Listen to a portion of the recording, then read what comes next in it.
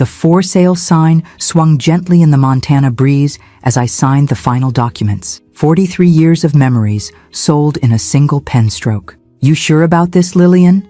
asked Jim Hendricks, my realtor and friend of 3 decades. His weathered face couldn't hide his concern. "This ranch has been in your family since my grandfather built it with his bare hands," I finished, folding the check for $327,000 with trembling fingers. "But Megan needs help with her business venture. Family comes first. Family comes first." The mantra my late husband Richard had repeated throughout our marriage, the philosophy that had guided my every decision since his passing 8 years ago. Outside, Shadow, my aging border collie, waited patiently in my '98 Ford pickup. He'd be coming with me to the small apartment I'd rented near Seattle, 2 hours from Megan, Brian, and my twin grandchildren, instead of the 10-hour drive that had kept us apart for too long. "Those grandkids are lucky to have you," Jim said, handing me a copy of the sale documents. "Moving across states at your age just to be closer." At 68, I wasn't ancient, but I understood his meaning. Leaving behind my support network, my church community, the neighbors who checked on me during winter storms, it wasn't a small sacrifice. But the thought of seeing 7-year-old Emma and Ethan regularly, instead of just on video calls, made it worthwhile. That evening, I sat on the porch swing one last time, Shadow at my feet. The sunset painted the distant mountains in shades of purple and gold, a farewell performance I committed to memory. "We're doing the right thing," I told Shadow, scratching behind his ears. "Megan and Brian have a vision for that artisan coffee shop. They just needed capital." I'd never understood the appeal of $7 lattes, but Seattle was different from rural Montana.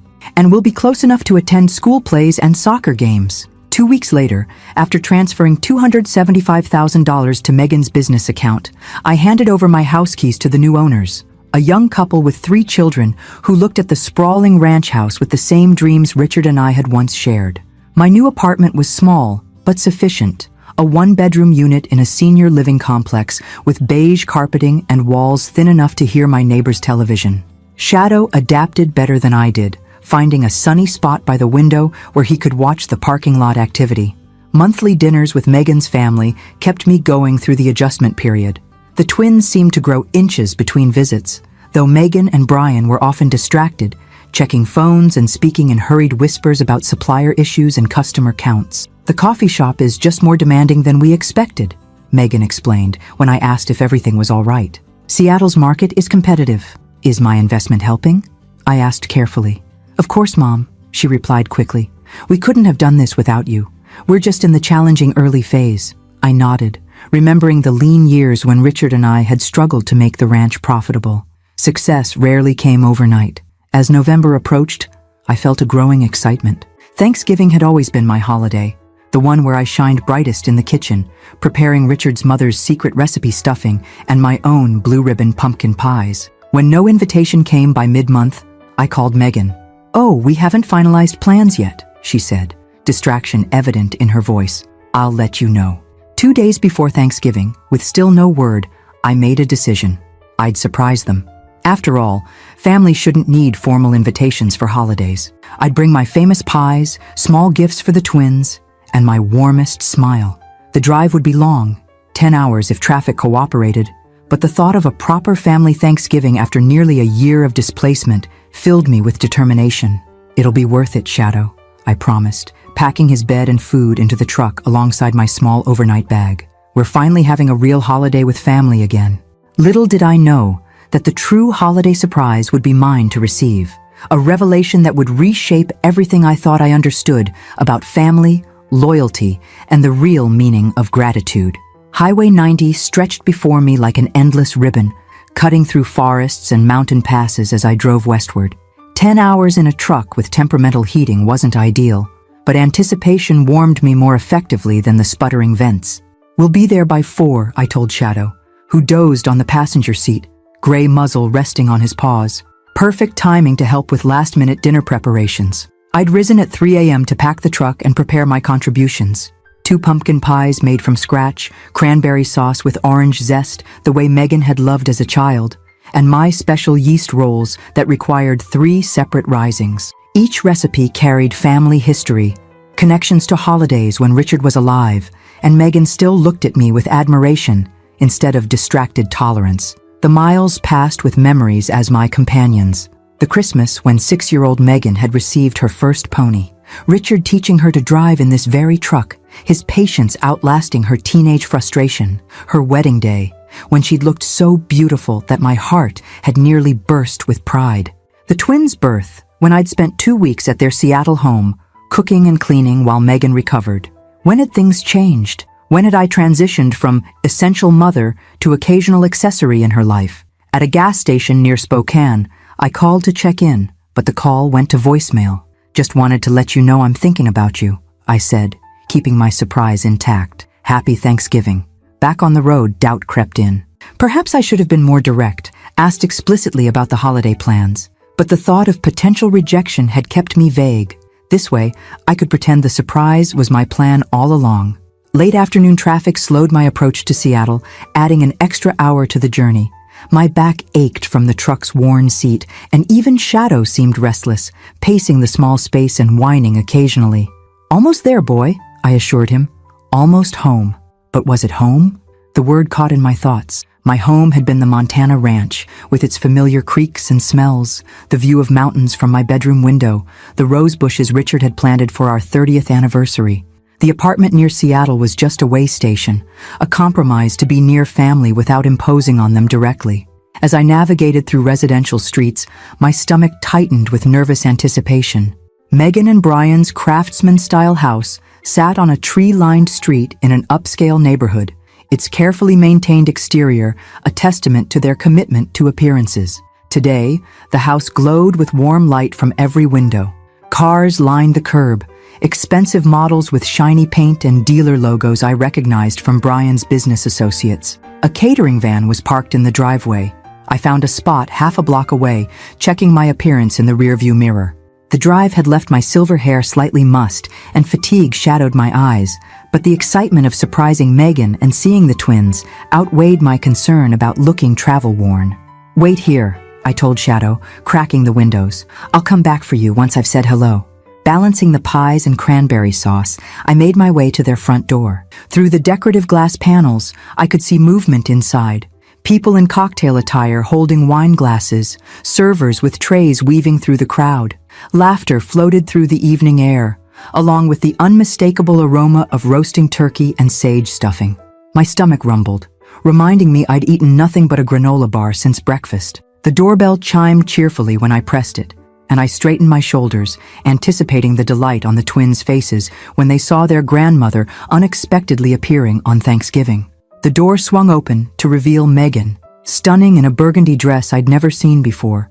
Her chestnut hair swept into an elegant updo. Her smile froze when she registered my presence, eyes widening in what looked more like panic than pleasure.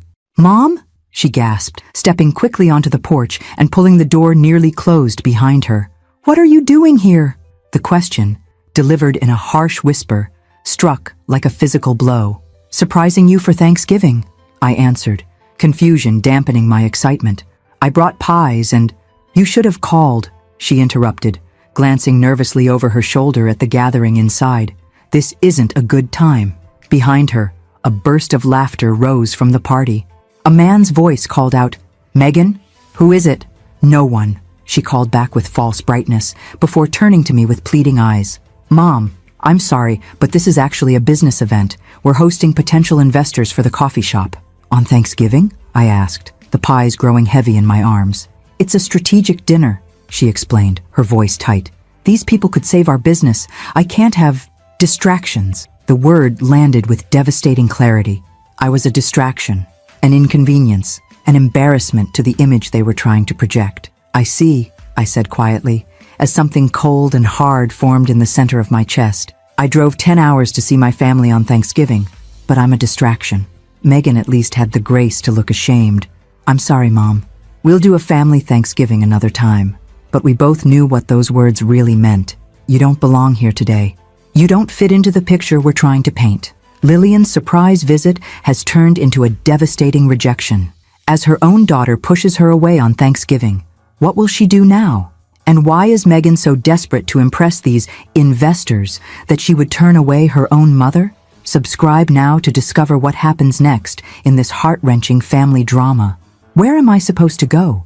I asked, my voice barely audible above the party noise spilling from inside. I drove 10 hours. I can't just turn around and drive back tonight. Megan glanced at her diamond watch, a gift from Brian on their 10th anniversary that she'd shown off during our last video call. There's a Holiday Inn about 15 minutes from here. Megan, I said, reality settling heavily on my shoulders. I spent nearly all my money helping you and Brian start the coffee shop. I can't afford a hotel near Seattle. Irritation flashed across her features, quickly masked with the same expression she used when the twins misbehaved in public. Mom, I'm sorry, but you really should have called first. We have a full house of very important people. Through the gap in the door, I glimpsed Brian charming a group of well-dressed guests, gesturing animatedly. The twins were nowhere in sight, probably upstairs with a sitter, kept away from the grown-up event. Could I at least see Emma and Ethan? I asked, hope fading even as I voiced the request. They're already in bed, Megan lied smoothly. I knew it was a lie because I could hear children's laughter from somewhere inside the house. School night. It's Thanksgiving break, I pointed out. Her smile tightened. Mom, please. I need to get back to my guests. A tall man in an expensive suit appeared behind Megan, curiosity evident in his expression. Everything all right, Megan? We're about to start the investment presentation. Megan's spine stiffened. Everything's fine, Lawrence. Just a delivery mix-up.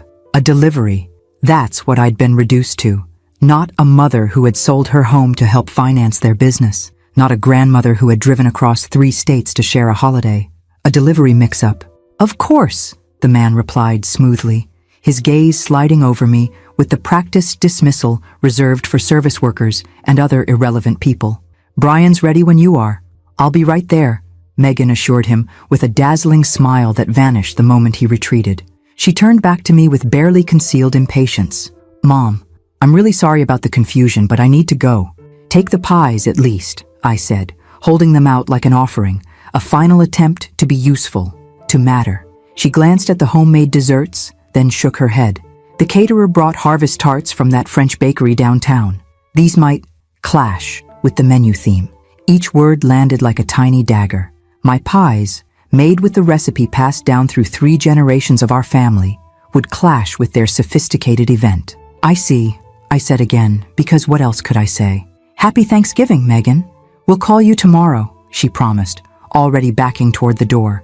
Maybe we can meet for coffee next week. The door closed with a definitive click, leaving me standing on the porch with cooling pies and congealing cranberry sauce, the weight of rejection far heavier than the food in my arms. For a moment, I simply stood there, unable to process what had just happened. Through the decorative glass, I watched Megan rejoin her party, touching Lawrence's arm with practiced charm, throwing her head back in laughter at something Brian said.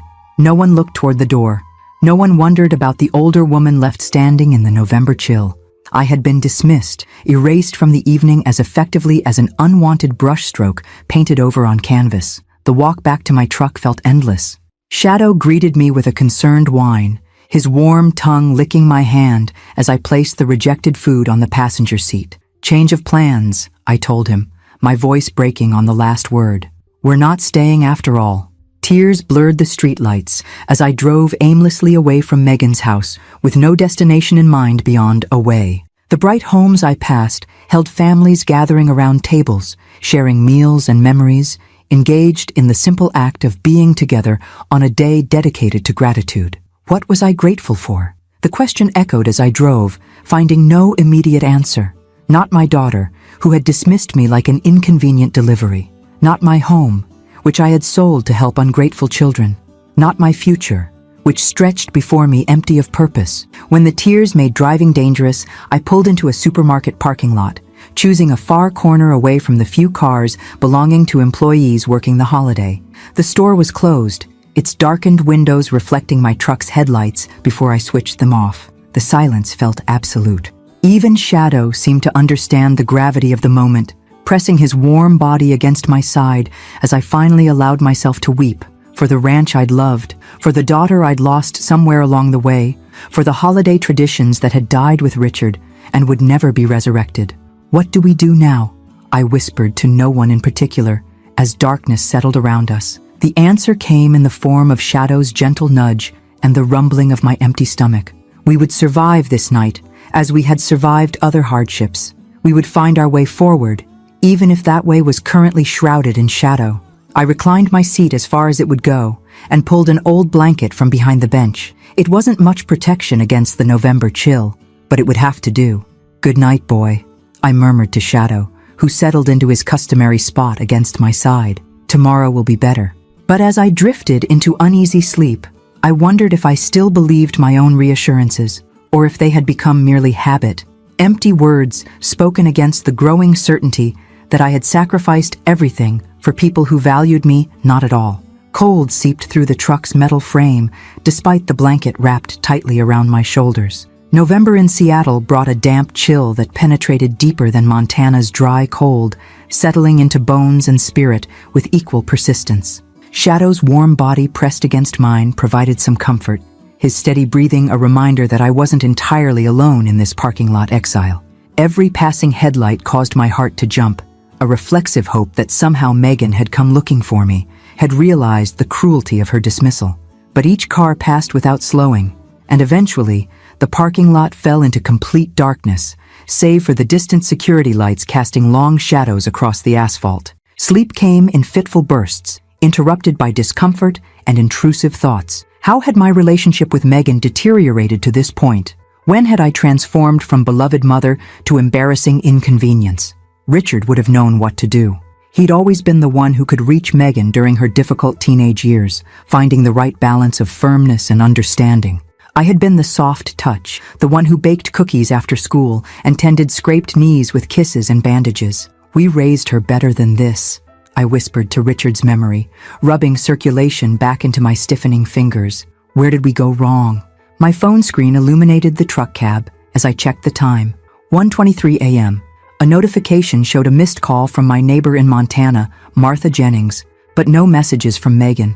Not that I expected any. She was likely still entertaining her important guests, pouring expensive wine and pretending that nothing uncomfortable had happened earlier. I scrolled through photos to distract myself from the cold and hunger. Pictures of the ranch in different seasons. Shadow as a puppy bounding through mountain meadows. Richard teaching Megan to ride her first pony. Family Thanksgiving gatherings from happier times when the holiday still meant connection rather than rejection. A text notification broke my reverie. Martha again. "Lillian, please call when you get this. Important news about Clayton." Clayton Bennett, my reclusive neighbor whose property had adjoined the ranch for decades. A cantankerous old bachelor who kept mostly to himself, though I'd made a point of checking on him regularly after Richard passed, bringing soup during his frequent bouts of bronchitis, and picking up his medications when winter roads made driving treacherous for someone his age. My concern for Clayton momentarily overshadowed my own troubles. I dialed Martha's number despite the late hour, knowing she wouldn't have texted twice if it wasn't important. "Lillian, thank God," she answered immediately. "I've been trying to reach you all day. I've been driving," I explained, not wanting to elaborate on my current circumstances. "Is Clayton all right?" The pause told me everything before she spoke. "No, honey. He passed 3 days ago. Peaceful, in his sleep." A wave of sadness washed over me. Clayton had been a fixture in my Montana life. Not exactly a friend, but a presence as familiar as the mountains themselves. His absence was yet another thread severed from the tapestry of my former life. "The funeral's tomorrow," Martha continued, "but that's not why I've been trying to reach you. His lawyer's been calling everyone trying to find you. Says it's urgent you contact him." "His lawyer?" I repeated, confusion momentarily displacing grief. Why would Clayton's lawyer need to speak with me? "Wouldn't say, just that it's important. I have his number if you want to write it down." I fumbled in my purse for a pen, jotting the lawyer's information on an old receipt. Though why Clayton's legal affairs would have anything to do with me remained a mystery. We'd been neighborly, nothing more. "Thanks for letting me know," I told Martha. "I'll call the lawyer in the morning." After hanging up, I sat in the darkened truck, adding Clayton's death to the accumulating losses of the past year. The ranch, my sense of purpose, my place in my daughter's life, and now a neighbor who, despite his gruff exterior, had been one of the few remaining connections to my life in Montana. Shadow stirred beside me, whimpering softly in his sleep, chasing dream rabbits, or perhaps sensing my distress. I stroked his graying fur, finding comfort in the simple, uncomplicated love of a dog who had never once found me inconvenient or embarrassing.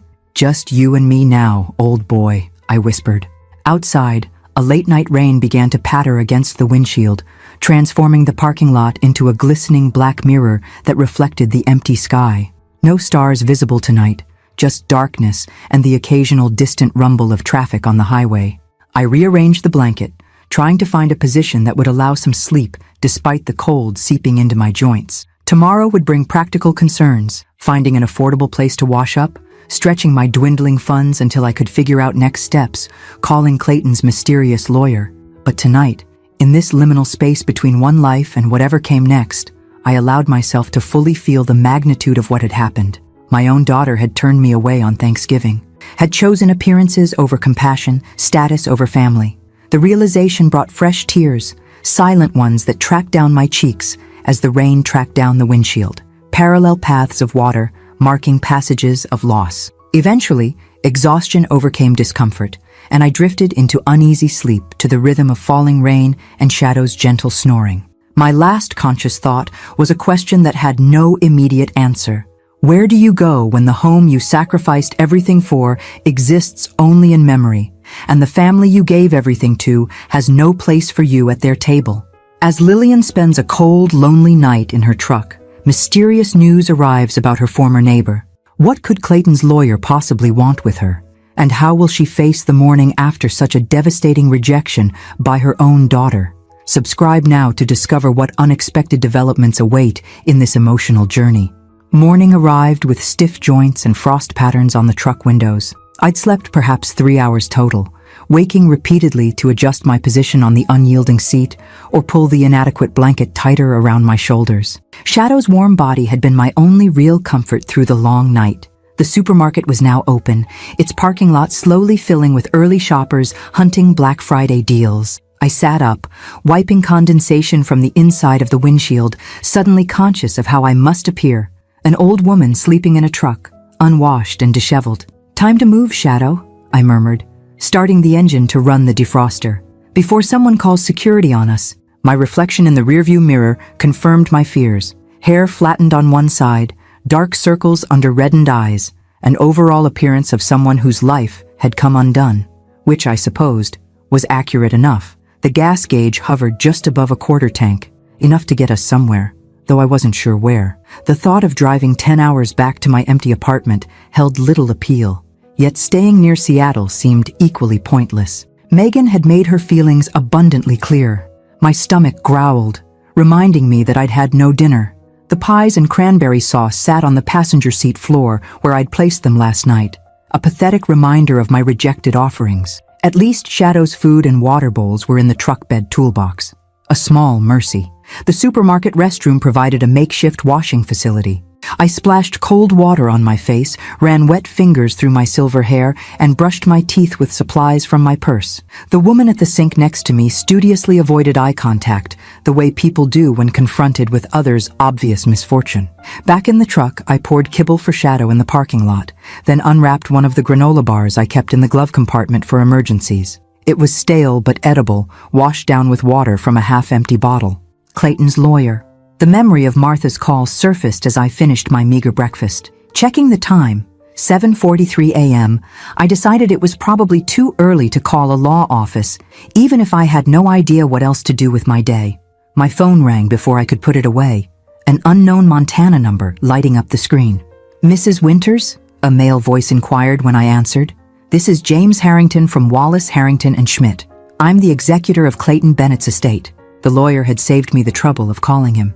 "Yes, I heard about Clayton last night. I'm so sorry for his passing." "Thank you.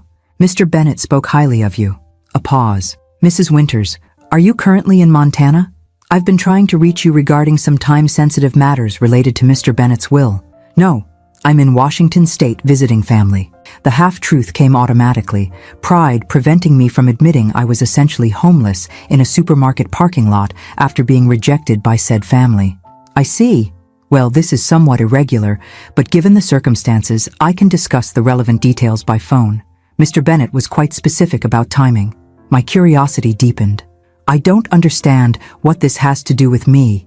Clayton and I were just neighbors." "That's not entirely accurate from a legal perspective," Mr. Harrington replied. "Mrs. Winters, Mr. Bennett named you as the sole beneficiary of his entire estate. The words seemed to hover in the air of the truck cab, refusing to fully register in my brain. That can't be right. We weren't even particularly close. On the contrary, Mr. Bennett's instructions were quite clear. He amended his will 6 months ago, specifically naming you, Lillian Margaret Winters, as his sole heir. The estate includes his ranch property, investment portfolio, and liquid assets totaling approximately $1.5 million. My hands began to shake so badly that I nearly dropped the phone. 1.5 million? Yes, ma'am.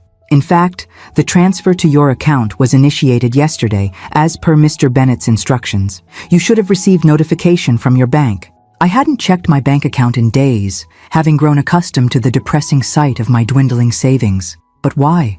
Why would he leave everything to me? Mr. Bennett left a letter that might answer your questions. I can email it to you immediately, but the essential message was that you were the only person who showed him genuine kindness without expectation of return. His words, not mine. Memories flooded back, delivering soup during snowstorms, bringing Christmas cookies, though he always grumbled about holiday nonsense, sitting with him on his porch while he reminisced about his younger days. Small kindnesses that had cost me nothing but time. This is overwhelming, I managed, my voice unsteady. I understand. The letter explains more, and of course, there will be paperwork to complete, but I wanted to confirm that the funds transfer should be complete. You might want to check with your bank. With trembling fingers, I opened my banking app while still on the call. The balance that appeared on the screen made me gasp audibly, $1,127,342.86, an impossible number where less than $3,000 had been yesterday. It's there, I whispered. It's actually there. Yes, Mrs. Winters. As I said, Mr. Bennett was quite specific about his wishes. The lawyer's voice softened slightly. If I may say so, he spoke of you with great respect, said you embodied values rarely seen anymore. After ending the call with promises to review the emailed documents, I sat in stunned silence, staring at the bank balance that had transformed my reality in an instant. Yesterday, I had been a woman who couldn't afford a hotel room, sleeping in my truck after being turned away by my own daughter. Today, I was a millionaire with property and possibilities I couldn't yet fully comprehend. Shadow nudged my hand, his canine instincts sensing the emotional earthquake reshaping my internal landscape. I stroked his head automatically, trying to ground myself in the familiar texture of his fur, while my mind raced with implications and possibilities. Everything's changed, boy, I told him softly. Everything's changed. The coffee shop where I retreated to read Clayton's letter bore no resemblance to Megan and Brian's artisan establishment. This was a simple diner-style place with laminated menus and bottomless coffee served in thick white mugs, the kind of unpretentious comfort Clayton himself would have appreciated. With Shadow settled in the truck, window cracked, fresh water provided, I claimed a corner booth away from other patrons and opened the email from Mr. Harrington. Clayton's letter had been scanned and attached, 3 pages of surprisingly neat handwriting on lined paper. Dear Lillian, if you're reading this, I've finally kicked the bucket. Don't waste time feeling sad about it. At 83, I've had a decent run, even if I spent most of it being what folks around here politely call a character. I'm not one for flowery speeches, so I'll get right to it. I'm leaving you everything I own. The ranch, the investments my brother forced me to make before he passed, and whatever cash is sitting in my accounts. James Harrington tells me it adds up to a tidy sum, though money never meant much to me beyond keeping the ranch going. You're probably wondering why. Fair question. Here's your answer. In 40 years as neighbors, you're the only person who ever showed me kindness without wanting something in return. A lump formed in my throat as I paused to sip my coffee. Clayton had always maintained a gruff exterior, rebuffing most attempts at friendship with suspicious scowls and monosyllabic responses. Yet beneath that prickly surface had apparently been careful observation and deep appreciation. Remember that blizzard in '09 when the power was out for 9 days? You and Richard checked on me twice daily, brought hot food, made sure my generator was fueled. When Richard passed, and half the county showed up with casseroles for you, then disappeared once the funeral was over, I noticed how you still found time to bring me soup when my bronchitis acted up. Small things, maybe. But they showed your character. This world's full of people who are kind when it's convenient or when others are watching. You're kind when it's difficult, and when no one would notice if you weren't. I've watched how your daughter treats you. Visits getting shorter and less frequent. Phone calls where she's clearly doing something else while talking to you. That business about the fancy coffee shop where your money was welcome, but your opinions weren't. My hands trembled slightly. I hadn't realized Clayton had been paying such close attention to my life, my relationships. Had my dynamic with Megan been so obviously deteriorating that even my reclusive neighbor had noticed? Don't look surprised. Small towns run on observation and gossip, and I've had plenty of time for both. The point is, you deserve better than being treated like an ATM with inconvenient emotions attached. You deserve to live your remaining years with dignity and purpose, not watching your savings dwindle while waiting for crumbs of attention from people who don't appreciate you. So here's what I propose from beyond the grave. Take my money and property and use them to build the life you actually want, not the one your daughter thinks you should quietly fade away in. The east pasture gets good morning light, would make a fine spot for those therapeutic riding lessons you always talked about starting for special needs kids. The old bunkhouse could be converted to a nice office or classroom space. Just ideas. Whatever you decide, it's yours, free and clear. The therapeutic riding program.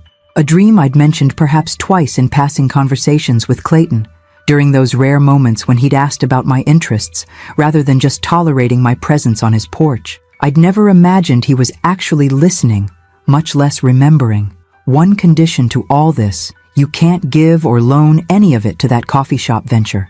Not because I'm trying to control you from the grave, but because you've already given enough to people who don't appreciate the sacrifice. Time to look after Lillian for a change. If you're wondering why I never said any of this while I was alive, well, some things are easier to say when you don't have to watch someone get emotional about them. Never was comfortable with feelings, mine or anyone else's. Take care of that old dog of yours. He's a good judge of character. Always wagged his tail for me, even when I was being an ornery cuss. Clayton Bennett P.S. I paid for my funeral in advance. Simple pine box, no church service. Already squared away with Miller's Funeral Home. Don't let them upsell you on anything fancy. I just haunt you for wasting money. Tears blurred my vision as I refolded the printout. Clayton's gruff voice seemed to echo from the pages, his personality preserved in the straightforward sentences and practical instructions. He'd seen me, truly seen me, when I'd thought myself invisible to everyone except as a convenient source of financial support. The waitress refilled my coffee with a sympathetic smile, mistaking my tears for simple grief rather than the complex emotional storm actually raging within me. Gratitude, validation, and yes, a creeping sense of righteous anger that had been building since Megan closed her door in my face. Clayton was right.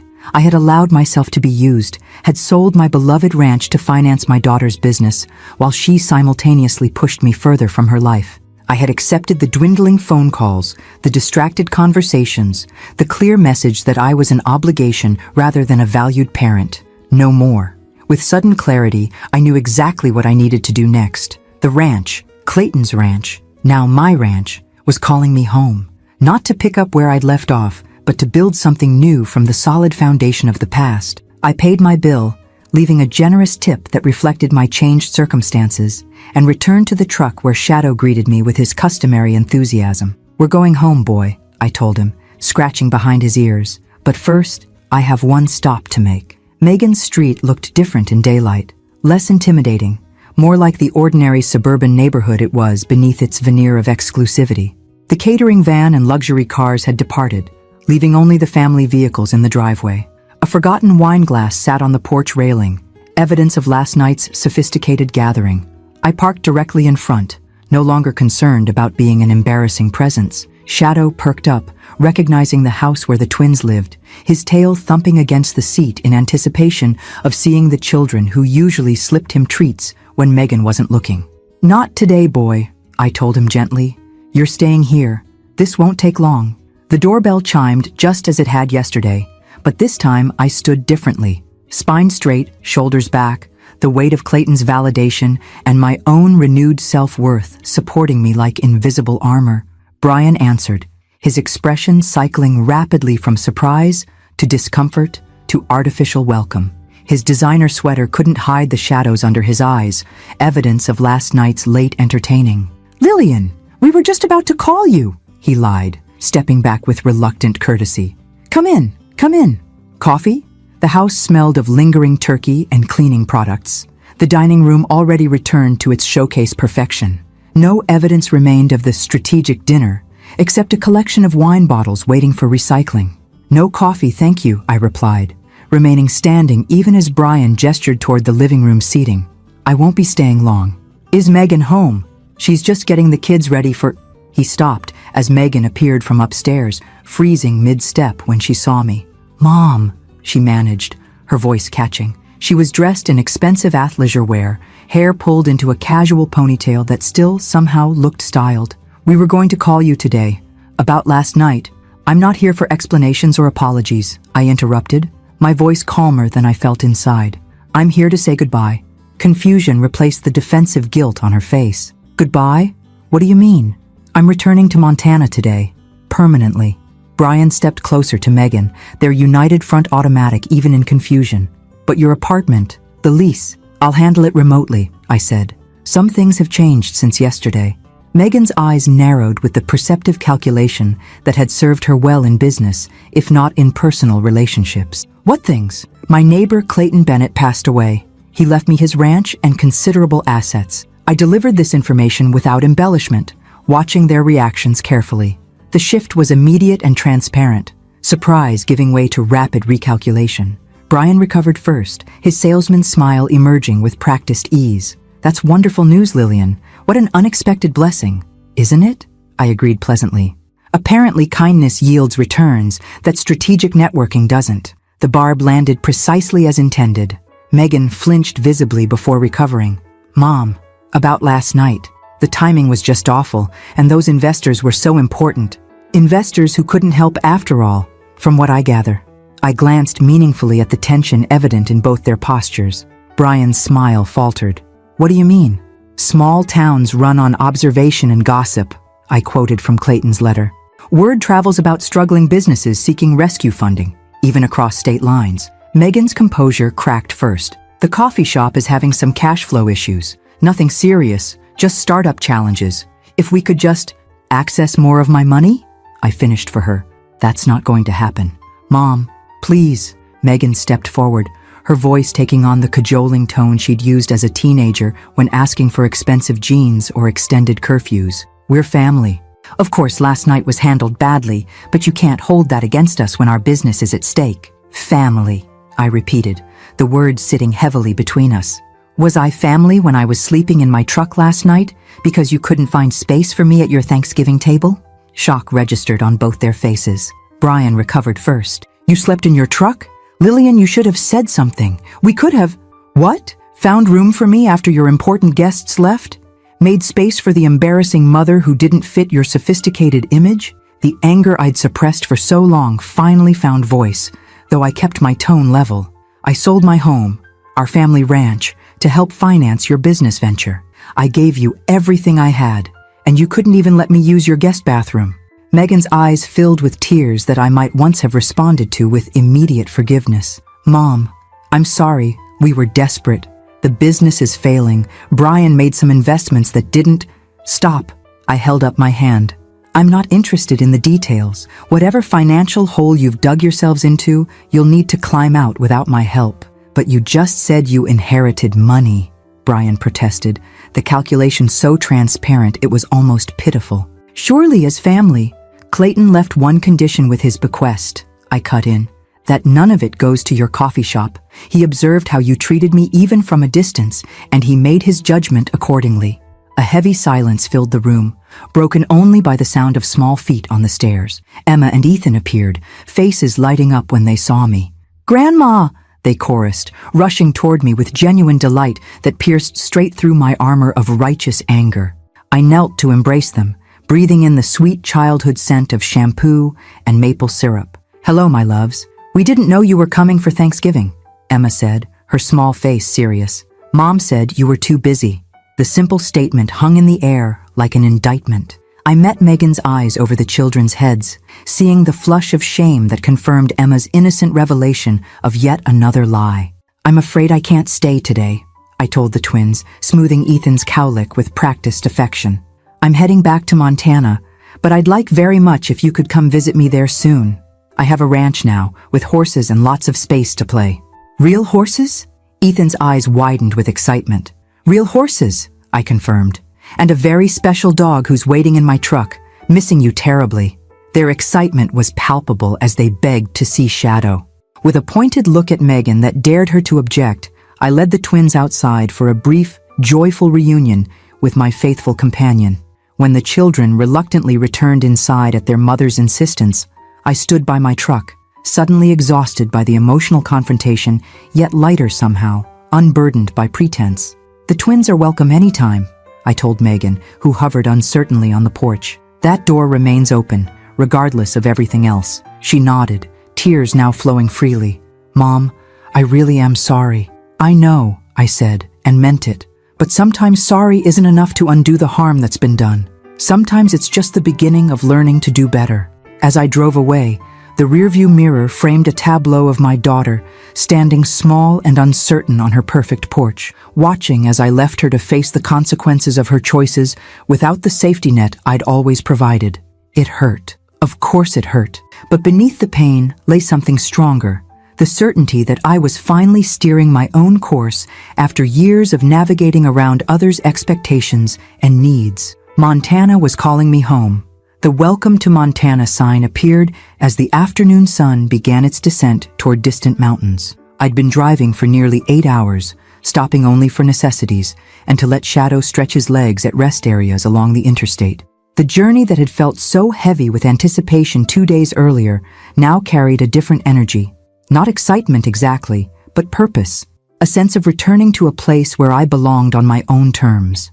My phone had chimed several times throughout the day with texts and calls from Megan, each increasingly desperate in tone.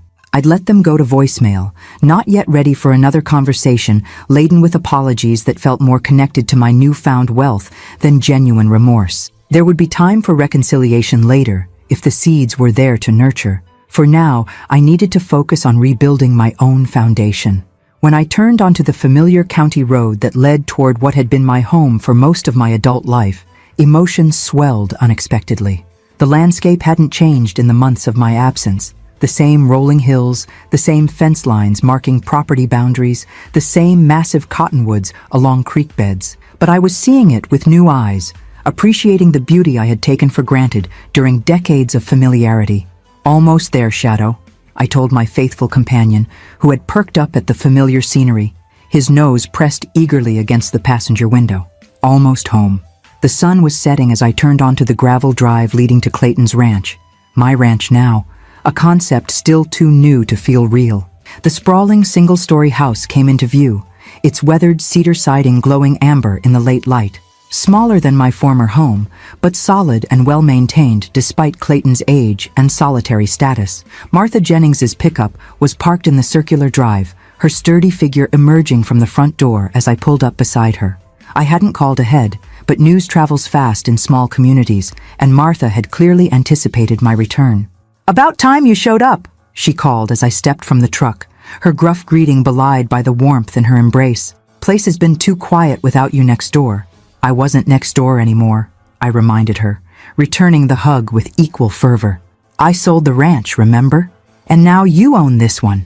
God works in mysterious ways, doesn't he?" Martha stepped back, studying me with the frank assessment of a lifelong friend. "You look like you've been through the ringer, Lil. That daughter of yours give you trouble?" The simple question, asked without pretense or judgment, broke something loose inside me. Standing in Clayton's, my driveway, with the Montana sunset, painting the world in hues of gold and crimson, I found myself telling Martha everything.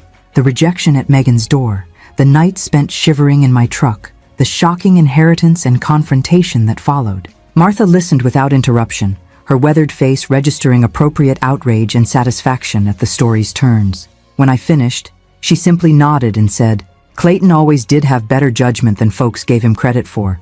Come on inside, I've got stew keeping warm and the place is all ready for you." The interior of Clayton's house surprised me. Though I'd visited countless times, I'd rarely ventured beyond the kitchen and front room where we'd shared occasional meals or coffee. Now, seeing the entire house as its owner, I discovered unexpected touches of refinement. Well-crafted furniture beneath the clutter, Bookshelves filled with history volumes and classic literature, even a baby grand piano in a back room I'd never entered. "Didn't know the old coot played, did you?" Martha remarked, noting my surprise. His mother was a concert pianist in her youth. Clayton could play Chopin pieces that would bring tears to your eyes, though he'd only do it when he thought nobody was listening. Another layer of the man I'd thought I knew, revealed only in his absence. How many other aspects of Clayton had remained hidden behind his gruff exterior? What else might I discover as I settled into this unexpected inheritance? Martha had indeed prepared the house for my arrival. Fresh linens on the beds, pantry stocked with essentials, even a new dog bed for Shadow placed near the River Rock fireplace, where a welcoming blaze now crackled. The gesture brought fresh tears to my eyes, gratitude for simple kindness that stood in stark contrast to my own daughter's rejection. "Don't get weepy on me," Martha warned, ladling beef stew into bowls at the kitchen table. "Just being neighborly. Besides, someone had to air the place out. Clayton wasn't much for housekeeping these last few years. We ate in companionable conversation, Martha updating me on local happenings I'd missed during my months away. The Petersons' new grandchild, Reverend Miller's retirement, the controversy over the proposed gravel pit operation near the county line. The familiar rhythms of small-town life wrapped around me like a favorite quilt, comfortable and grounding after the emotional turbulence of the past 48 hours. "Harrington dropped this by yesterday," Martha said as we finished eating, sliding a thick envelope across the table. "Said you'd need it when you arrived." Inside were keys to the house, outbuildings, and Clayton's truck, along with documents requiring my signature to complete the property transfer. A handwritten note from the lawyer explained that he'd handle the paperwork remotely to spare me an immediate trip to town after my long drive. "He thought of everything," I murmured, running my fingers over the ring of keys, physical symbols of the new life that had been unexpectedly gifted to me.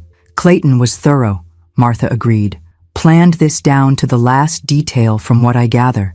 Even had me stock your favorite coffee and those ridiculous bran muffins you pretend are healthy." The observation startled a laugh from me, the first genuine one in what felt like forever. "They are healthy. High fiber is important at our age. Sawdust would be more appetizing and just as fibrous," Martha retorted, rising to clear our dishes. "Now, I'm heading home before it gets any darker. These old eyes don't drive as well at night as they used to. You gonna be all right here by yourself?" I glanced around the kitchen, unfamiliar yet somehow already feeling like a space where I belonged.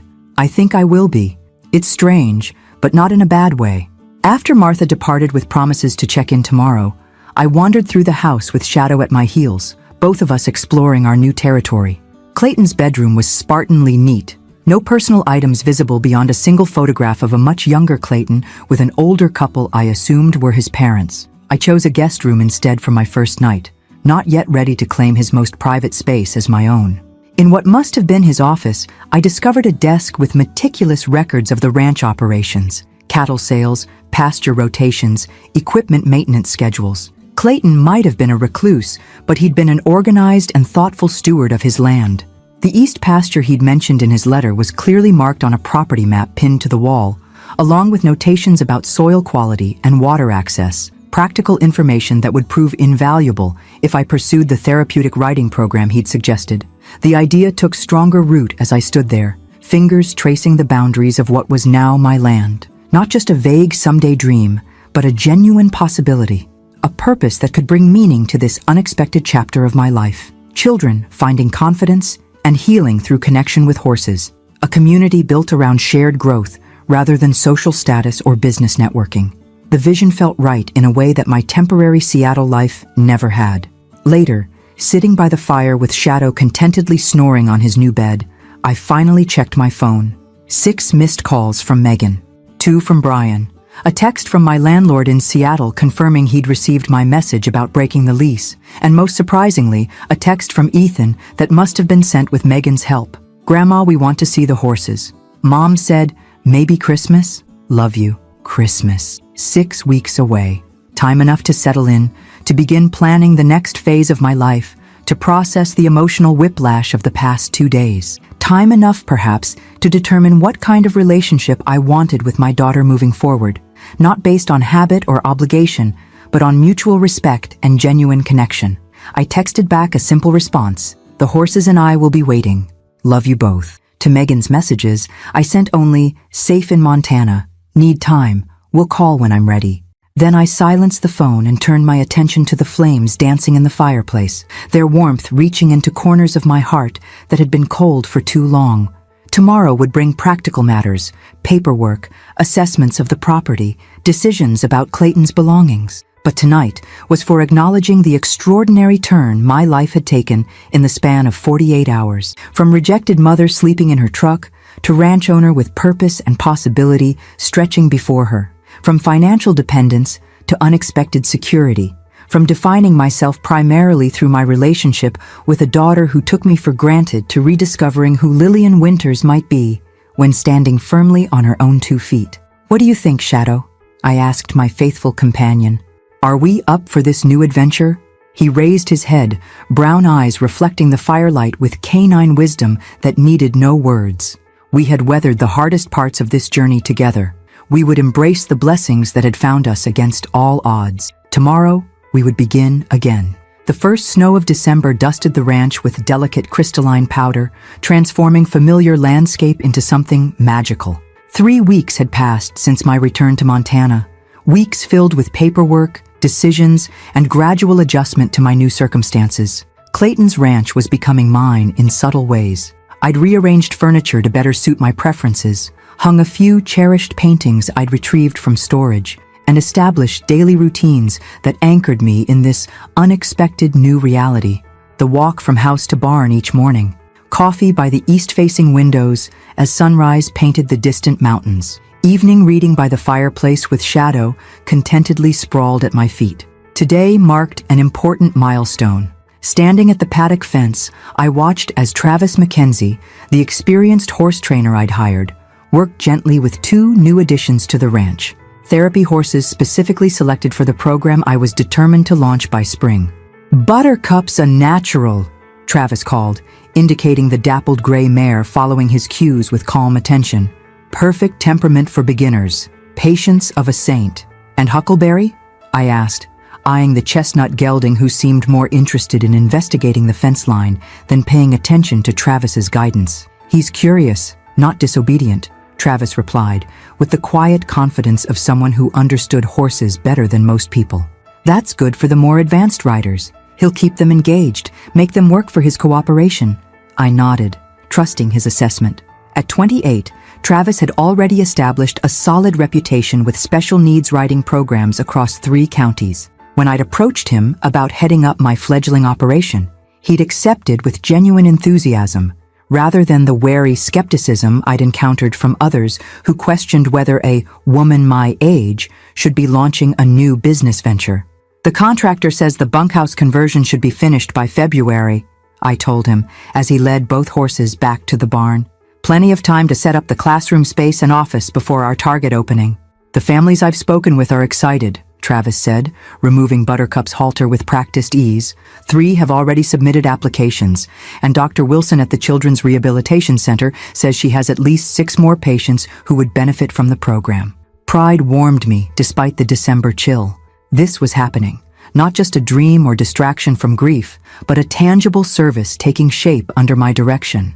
The therapeutic riding program Clayton had mentioned so casually in his letter was becoming reality, driven by a sense of purpose I hadn't felt in years. Back at the house, I found an email from Mr. Harrington confirming that the nonprofit paperwork for Bennett Horizons Therapeutic Riding had been approved. The name honored Clayton while looking forward rather than back, a balance that felt right as I navigated the strange territory between respecting his legacy and creating something that was genuinely mine.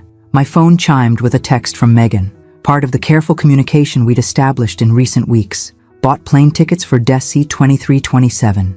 Kids beyond excited about horses. Booked hotel in town unless other options available. Okay? The measured tone reflected our new reality. After several difficult conversations following my abrupt departure from Seattle, we'd reached an understanding of sorts. I had been clear about my boundaries. No financial assistance for the failed coffee shop. No pretending that Thanksgiving night hadn't happened. No returning to the previous dynamic where my needs were consistently subordinated to hers. Megan had initially responded with hurt and defensiveness, but reality had gradually penetrated. The coffee shop had closed permanently. She and Brian had downsized to a smaller house to manage their debts. Their marriage was strained by financial stress and recriminations. My inheritance remained firmly off limits as a bailout option. Christmas visit confirmed. Guest rooms here ready for all of you. No hotel necessary unless you prefer the privacy. My response was deliberate, offering hospitality without pushing, making space for them while maintaining appropriate boundaries. The ranch house had 4 bedrooms, plenty of room for everyone without the forced intimacy that might strain our fragile reconciliation. Her reply came quickly. Kids want to stay with you. Brian and I will discuss and confirm. Thank you. Progress, however halting. I set the phone aside and returned to the task that had occupied much of my morning, sorting through Clayton's personal belongings. Though I'd been living in his house for weeks, I'd left his bedroom and office largely untouched, respecting the privacy he'd so valued in life. Today felt right for beginning the process of transition, not erasing Clayton's presence, but making room for my own, alongside the legacy he'd entrusted to me. His closet contained exactly what one might expect from a practical rancher. Well-worn work clothes, a few dress shirts still in dry cleaner plastic, sturdy boots lined up with military precision. I set these aside for donation, keeping only a worn leather jacket that somehow captured Clayton's essence. Weathered but substantial, practical yet dignified. The bedside table held more personal items, reading glasses, a dog-eared Louis L'Amour novel, a small wooden box containing cufflinks, and his father's pocket watch. In the drawer, I discovered a leather journal filled with surprisingly elegant handwriting, daily notations about ranch operations interspersed with occasional philosophical musings about solitude, purpose, and the changing seasons of life. October 17th, just weeks before his death, Clayton had written, "Lawyer came today. Will is updated. Lillian will likely be shocked, maybe even angry at first, that I've put this responsibility on her. But she'll understand eventually. Some people are builders by nature. She needs something to build again, not just a life on the margins of her daughter's world. The ranch will give her that. Besides, who better to continue what 3 generations of Bennetts created here? She's more aligned with this land's purpose than any blood relation I could have found. Family isn't always about shared names or DNA. Sometimes it's about shared values." Tears blurred my vision as I carefully closed the journal, overwhelmed by the insight of this supposedly gruff, emotionally distant neighbor.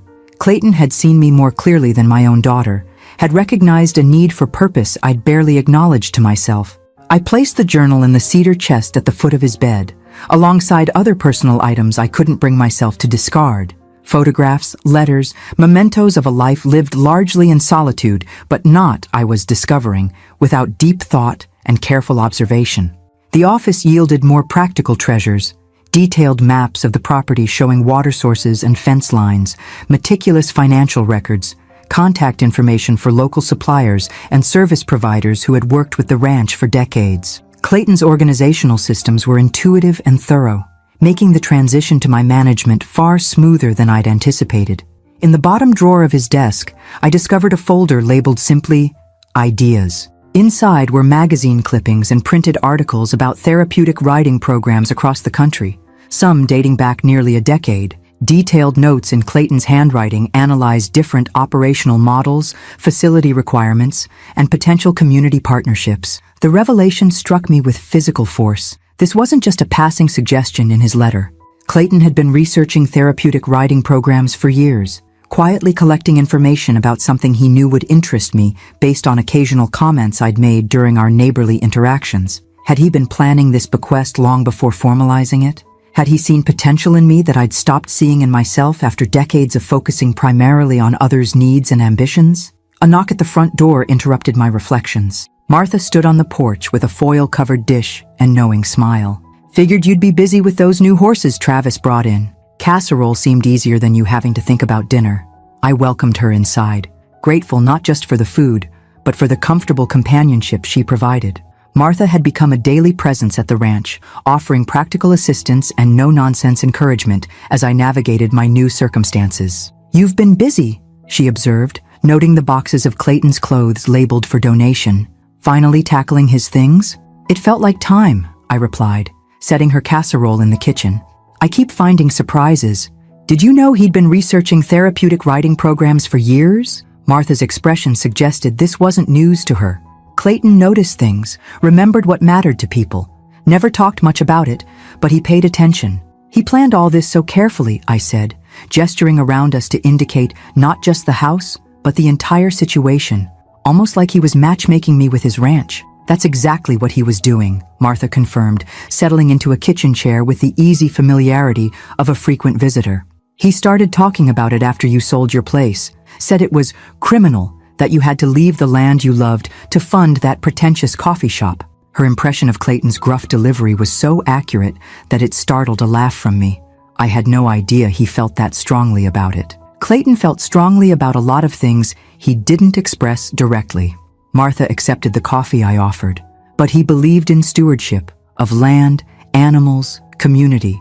He saw that same quality in you, said you were the only Winters with sense enough to recognize what actually matters. The assessment warmed me, even as it highlighted how completely Clayton had seen through the family dynamics I'd tried to manage with private dignity. He had recognized the pattern of my relationship with Megan long before I'd been willing to acknowledge its imbalance. The children are coming for Christmas, I told Martha, changing the subject to more immediate matters. Megan and Brian too, though I'm not sure if they'll stay here or in town.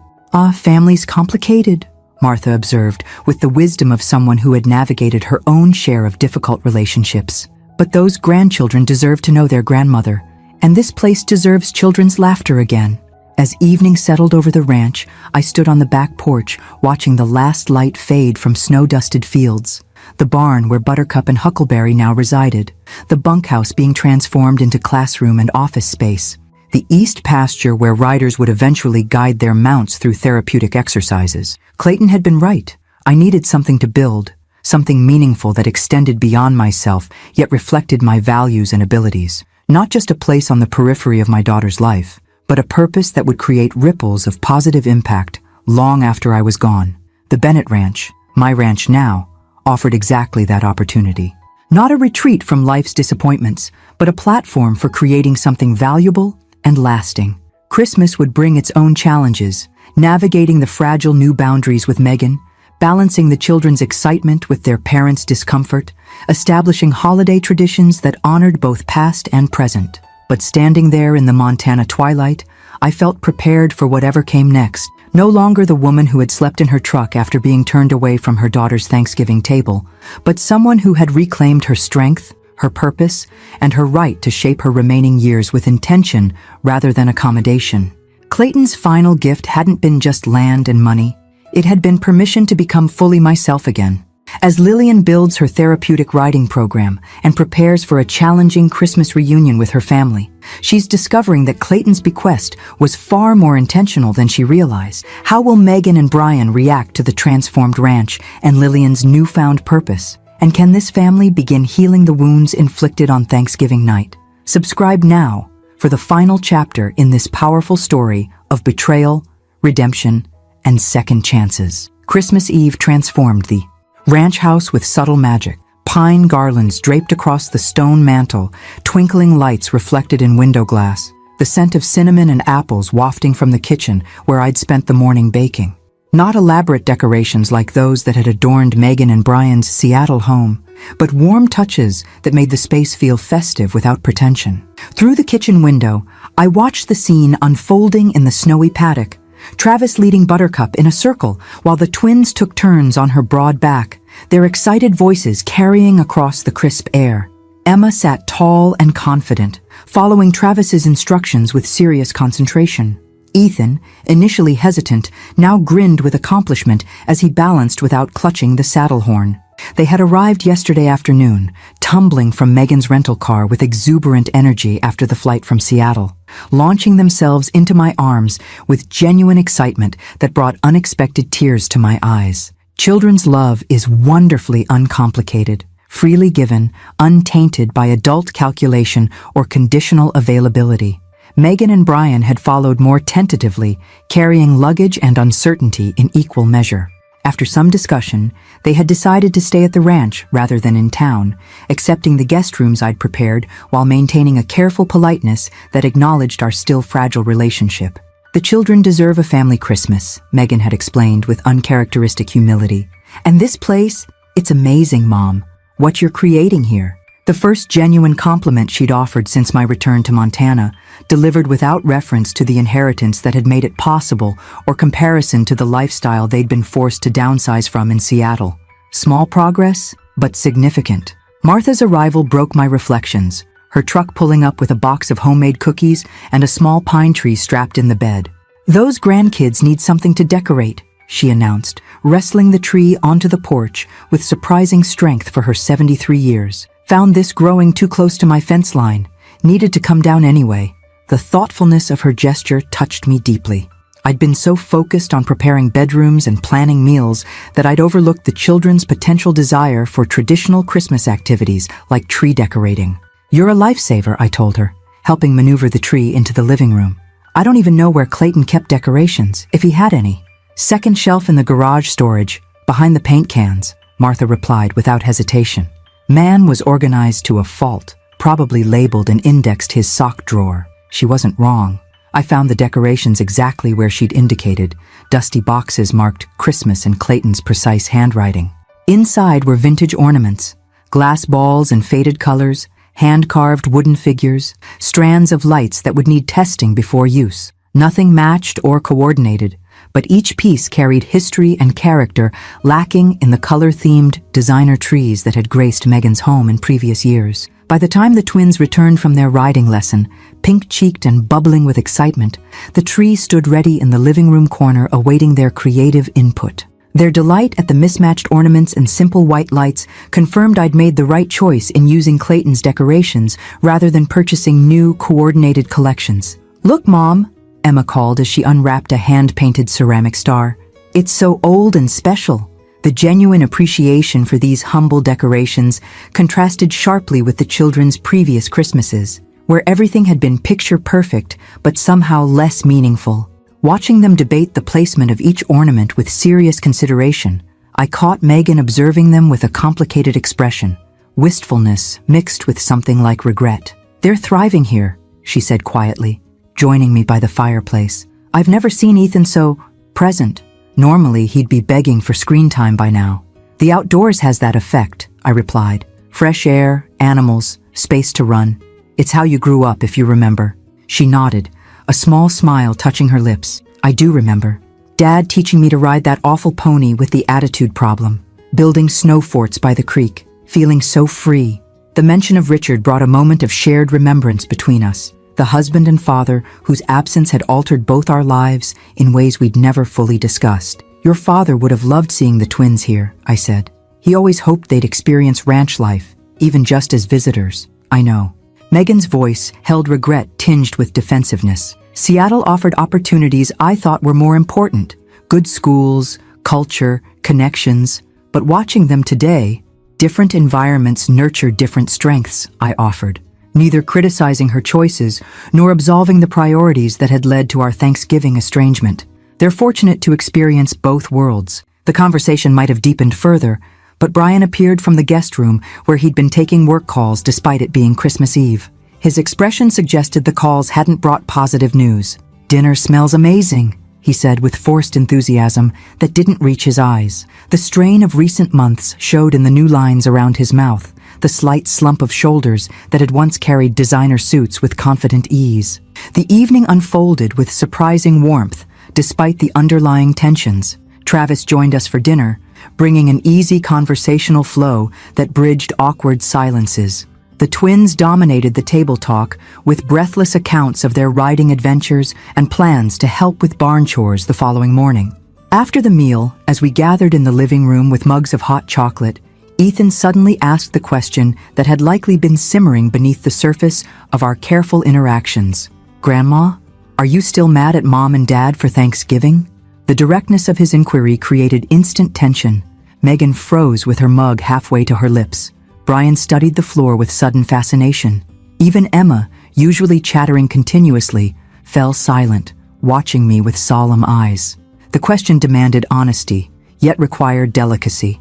These children loved their parents despite the adults' flawed choices.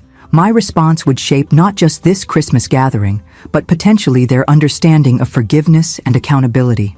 "I was hurt by what happened at Thanksgiving," I acknowledged, meeting Ethan's earnest gaze. Sometimes families make mistakes that cause pain, but being hurt doesn't mean staying angry forever.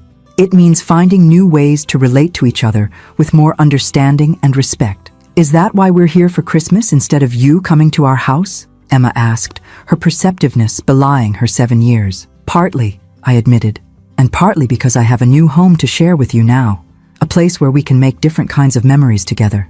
Megan's eyes shimmered with unshed tears, but she remained silent, allowing the conversation to unfold without defensive interruption. Another small but significant shift from her previous patterns. Later, after the twins had been tucked into bed with promises of Christmas magic and assurances that Santa could definitely find them in Montana, I found myself alone on the back porch with Megan. The night sky stretched above us, stars impossibly bright in the clear mountain air, nothing like the light-polluted Seattle skies she'd grown accustomed to. "I keep thinking about you sleeping in your truck on Thanksgiving," she said finally, voice barely audible above the soft creak of the porch swing where we sat. "Every time I look at you with the twins, every time you show such grace with us after what we did." "It wasn't just Thanksgiving," I said gently. "It was years of gradual distancing, of my value being measured primarily through what I could provide rather than who I am." She flinched, but didn't deny it. "I don't know when I became so transactional, so focused on appearances and connections and leveraging relationships, even with my own mother. We often absorb the values surrounding us," I observed. "Seattle has a particular cultural emphasis on success markers and social positioning. It's seductive, but you never succumb to that," she countered.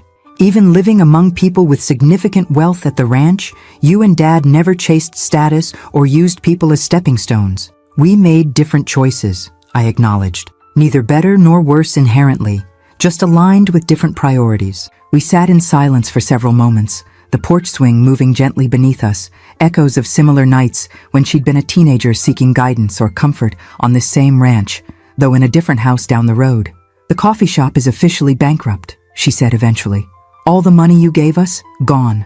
Plus what we borrowed against the house. I'd suspected as much, but hadn't pressed for details. I'm sorry it didn't succeed.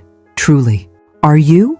A hint of the old defensiveness crept into her voice. "Sometimes I wonder if you secretly enjoy seeing our failure after how we treated you." The accusation stung, but I recognized it as deflection rather than genuine belief. "Your struggles don't bring me joy, Megan. Neither does watching my grandchildren navigate their parents' financial stress and downsized expectations." She had the grace to look ashamed. "I'm sorry. That was unfair." "Yes, it was."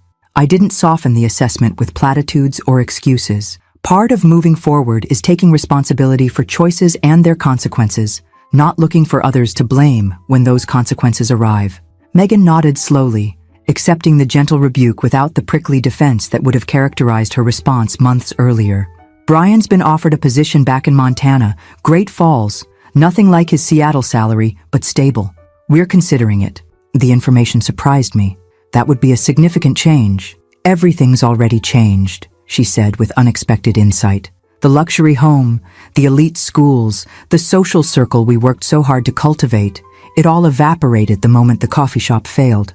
The friends who attended our Thanksgiving dinner haven't returned our calls since the bankruptcy filing." I absorbed this without comment, neither celebrating her comeuppance nor rushing to soothe the ego bruises it had clearly inflicted. "The twins were happier today than I've seen them in months," she continued. "No pressure for achievement, no scheduled enrichment activities, just horses and snow and time with their grandmother." She turned to face me directly. "If we moved back to Montana, would there be space for us in your life? After everything?" The question carried layers of meaning beyond its surface simplicity. Was I willing to allow closer relationship without resentment? Could we establish new patterns, not based on financial dependence or obligation? Was genuine healing possible? "There will always be space for you and the children in my life," I said carefully. "But any relationship moving forward needs to be built on mutual respect, not convenience or necessity." She nodded, accepting the boundary as fair rather than punitive. "I'd like to try to rebuild something healthier between us, for the twins, but also for ourselves." Inside the house, the Christmas tree lights glowed through the window, illuminating the vintage ornaments the children had placed with such care. Tomorrow would bring present opening and holiday meals, perhaps sledding if the weather held. Ordinary family activities that felt extraordinary after the painful rupture of Thanksgiving night. No magic transformation had occurred. Megan and Brian still carried the consequences of their choices. Our relationship remained tender, requiring careful navigation of newly established boundaries. The path forward would undoubtedly include missteps and old patterns resurfacing alongside genuine efforts at change. But sitting there on Clayton's porch, my porch now, with Montana stars brilliant overhead and the promise of children's laughter filling the house come morning, I felt a quiet certainty that we had begun something important. Not erasing the past, but building a future with clearer vision and stronger foundations. Clayton had been right about so many things. About my need for purpose beyond being a convenient resource for my daughter's ambitions. About the healing potential of this land and the work I was creating here. About the value of standing firmly in one's own truth rather than contorting to meet others' expectations. "Merry Christmas, Mom," Megan said softly as we rose to go inside, the cold finally penetrating our conversation. "Merry Christmas, daughter," I replied, the familiar title carrying new meaning. No longer an identity that entitled her to unlimited accommodation, but a relationship we were both choosing to nurture with greater awareness and intention. Tomorrow would bring its own challenges and joys. The therapeutic writing program would continue developing towards spring launch. Decisions about Megan's potential return to Montana would unfold in their own time. But tonight, in this moment, I stood at the threshold of Clayton's house, my house, with my daughter beside me and my grandchildren sleeping peacefully inside. No longer the woman who had slept in her truck after being rejected from Thanksgiving dinner, but someone who had found unexpected strength in that painful moment. Someone who had discovered, in the winter of her life, that new beginnings were still possible. That boundaries could foster healing rather than rejection. That the truest forms of gratitude weren't found in elaborate dinners with strategic guest lists, but in the simple recognition of each person's inherent value, independent of what they might provide or contribute. A lesson worth the difficult journey it had taken to learn. Thank you for joining this journey of betrayal, resilience, and ultimate redemption. If this story touched your heart, please subscribe, activate notifications, and share your thoughts in the comments below. Trước khi khép lại câu chuyện này, mình muốn bạn ở lại với mình thêm một chút, như một cuộc trò chuyện thực sự, không vội vàng, không kịch bản. Đôi khi mình nghĩ, điều đặc biệt nhất của những câu chuyện như thế này không phải là cao trào, không phải là cái kết, mà là những cảm xúc còn đọng lại sau khi mọi thứ đã kết thúc. Bạn có bao giờ xem xong một câu chuyện rồi tự nhiên im lặng vài giây không? Không phải vì không có gì để nói, mà là vì có quá nhiều thứ đang chạy trong đầu. Mình thì có. Và mỗi lần như vậy mình lại tự hỏi, ngoài kia có bao nhiêu câu chuyện giống như thế này mà chúng ta chưa từng được nghe. Bao nhiêu con người đã trải qua những điều khó khăn như vậy nhưng không có ai kể lại. Bao nhiêu người phụ nữ đã phải mạnh mẽ trong im lặng mà không ai thực sự nhìn thấy. Đó là điều khiến mình luôn suy nghĩ rất nhiều sau mỗi video. Bởi vì sự mạnh mẽ không phải lúc nào cũng ồn ào. Nó không phải lúc nào cũng là những khoảnh khắc đứng trên sân khấu hay những chiến thắng rõ ràng để mọi người vỗ tay. Đôi khi sự mạnh mẽ chỉ đơn giản là thức dậy vào mỗi buổi sáng khi bạn không còn chút năng lượng nào, tiếp tục cố gắng khi mọi thứ dường như đang chống đối lại bạn, mỉm cười dù bên trong bạn đang rất mệt mỏi. Và điều đặc biệt là rất nhiều người phụ nữ ngoài kia đang làm điều đó mỗi ngày. Không ai biết, không ai hỏi, nhưng họ vẫn tiếp tục. Những nhân vật trong câu chuyện bạn vừa xem có thể là hư cấu, nhưng cảm xúc của họ thì không hề hư cấu. Nỗi đau là sự thật, sự tổn thương là thật, và cả sự kiên cường cũng là thật. Đó là lý do tại sao mình luôn muốn kể những câu chuyện như thế này. Không phải để làm mọi thứ trở nên buồn hơn, mà để chúng ta có thể hiểu hơn, hiểu rằng đằng sau mỗi con người là cả một hành trình mà chúng ta không thể nhìn thấy. Hiểu rằng đôi khi sự im lặng của một người không phải là họ yếu đuối, mà là họ đã phải chịu đựng quá nhiều. Và hiểu rằng sự vươn lên không phải lúc nào cũng hoàn hảo. Có những lần họ sẽ gục ngã, có những lúc họ sẽ nghi ngờ chính mình, có những khoảnh khắc họ muốn từ bỏ tất cả. Nhưng rồi họ vẫn đứng dậy, không phải vì họ không sợ, mà là vì họ không còn lựa chọn nào khác ngoài việc phải tiếp tục. Và mình nghĩ đó mới là định nghĩa thực sự của sức mạnh. Không phải là không bao giờ yếu đuối, mà là vẫn bước tiếp ngay cả khi bạn đang yếu đuối nhất. Có thể khi nghe đến đây, bạn sẽ thấy câu chuyện này không chỉ là về một nhân vật nữa, mà là về rất nhiều con người. Có thể là một người bạn của bạn, một người thân trong gia đình, hoặc thậm chí là chính bạn. Và nếu bạn từng trải qua những cảm xúc tương tự thì mình muốn bạn biết một điều: bạn không hề đơn độc. Có thể câu chuyện của bạn chưa được kể, có thể không ai thực sự hiểu hết những gì bạn đã đi qua, nhưng điều đó không làm cho những gì bạn trải qua trở nên ít quan trọng hơn. Ngược lại, nó càng cho thấy bạn đã mạnh mẽ như thế nào để đi đến đây. Và đó cũng là lý do mình luôn hy vọng khi bạn xem được những video này, bạn không chỉ xem để giải trí, mà bạn sẽ cảm nhận, bạn sẽ dừng lại một chút để nghĩ, để nhìn mọi thứ chậm lại, để hiểu hơn về con người và về chính mình. Bởi vì đôi khi một câu chuyện có thể không thay đổi cả thế giới, nhưng nó có thể thay đổi cách bạn nhìn nhận về thế giới. Và như thế đã là rất đủ rồi. Nếu bạn đã đi cùng mình đến tận đây, thật sự mình rất trân trọng điều đó. Không phải ai cũng có đủ kiên nhẫn để lắng nghe đến tận giây phút cuối cùng. Và việc bạn vẫn ở đây có nghĩa là câu chuyện này đã chạm đến bạn, dù chỉ một chút. Nếu bạn muốn, bạn có thể tiếp tục đồng hành cùng mình trong những video tiếp theo. Vẫn sẽ là những câu chuyện như thế này. Những câu chuyện có thể sẽ khiến bạn suy nghĩ nhiều hơn, có thể khiến bạn cảm thấy nặng lòng, nhưng cũng có thể mang lại cho bạn một góc nhìn khác. Và trước khi kết thúc, mình chỉ muốn nói một điều thôi. Đôi khi cuộc sống sẽ không công bằng, đôi khi mọi thứ sẽ xảy ra theo cách mà bạn không thể kiểm soát. Nhưng điều bạn luôn có thể kiểm soát là việc bạn chọn đứng dậy như thế nào sau tất cả. Dù chậm cũng được, dù mệt cũng được, chỉ cần bạn vẫn bước tiếp thì bạn đã mạnh mẽ hơn bạn nghĩ rất nhiều rồi. Cảm ơn vì các bạn đã ở đây, đã lắng nghe và đã cùng mình đi qua những câu chuyện này. Hẹn gặp lại các bạn trong những câu chuyện tiếp theo. Bye!